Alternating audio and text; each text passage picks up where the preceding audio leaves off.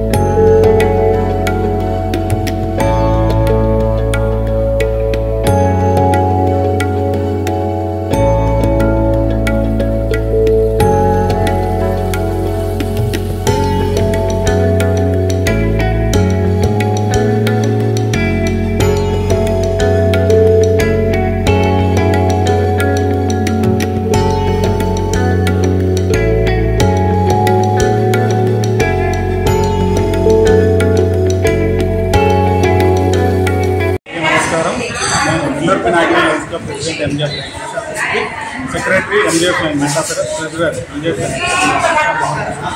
అన్నం పరబ్రహ్మస్తి ఆహారాన్ని వృధా చేయడం ఫీడ్ ద హంగర్ ఇంటర్నేషనల్ రైన్స్ ఇంటర్నేషనల్లో భాగంగా